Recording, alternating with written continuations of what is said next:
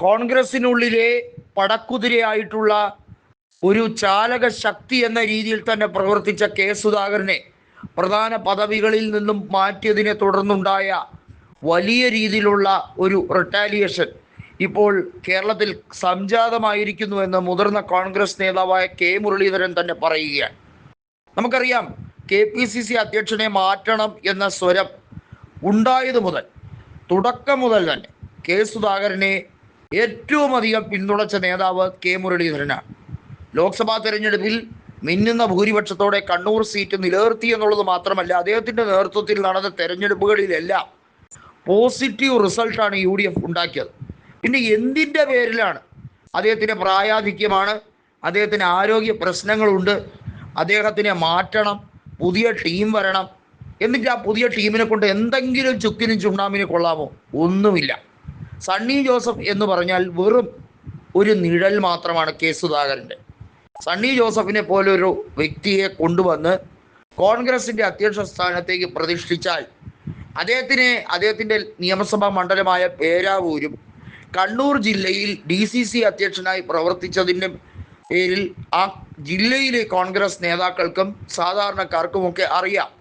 അതിനപ്പുറത്തേക്ക് അദ്ദേഹത്തിന് ഒരു ഇമേജ് ക്രിയേറ്റ് ചെയ്യാൻ ഇതുവരെയും കഴിഞ്ഞിട്ടില്ല. പിന്നെ എന്തിൻ്റെ പേരിലാണ് അദ്ദേഹത്തിനെ ആക്കിയത്? അതൊക്കെ വലിയ ചോദ്യമായി നിൽക്കുകയാണ്.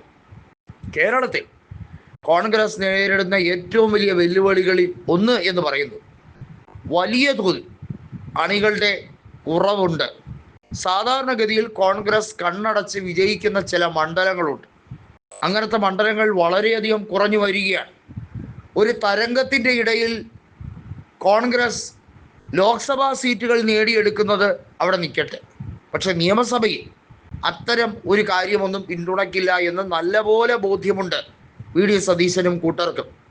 സതീശനെ സംബന്ധിച്ചിടത്തോളം സ്വന്തം മണ്ഡലമായ പരവൂർ തന്നെ സംരക്ഷിക്കപ്പെടേണ്ടതായുണ്ട്. കാരണം അദ്ദേഹം സ്വന്തം തട്ടകത്തിൽ തന്നെ നല്ല വെല്ലുവിളികൾ നേരിടുന്നുണ്ട്.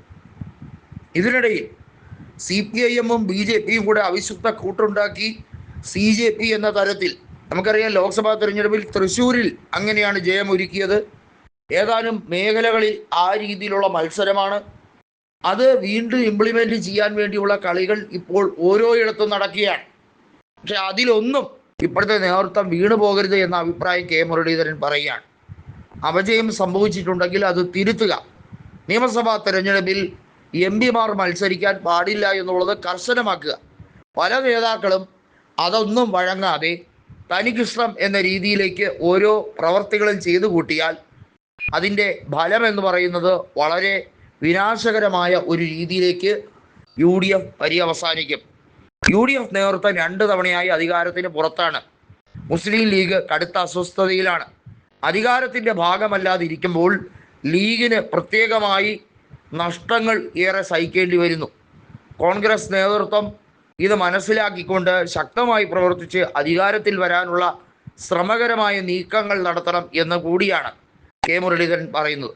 തനിക്ക് ഇഷ്ടപ്പെട്ട സീറ്റ് വട്ടിയൂർക്കാവാണെങ്കിലും മറ്റേത് സീറ്റ് തന്നാലും അത് വെല്ലുവിളിയായി ഏറ്റെടുക്കാൻ തനിക്ക് ഇപ്പോഴും കഴിയുമെന്നും കൃത്യമായി മുരളീധരൻ പറയുകയാണ്.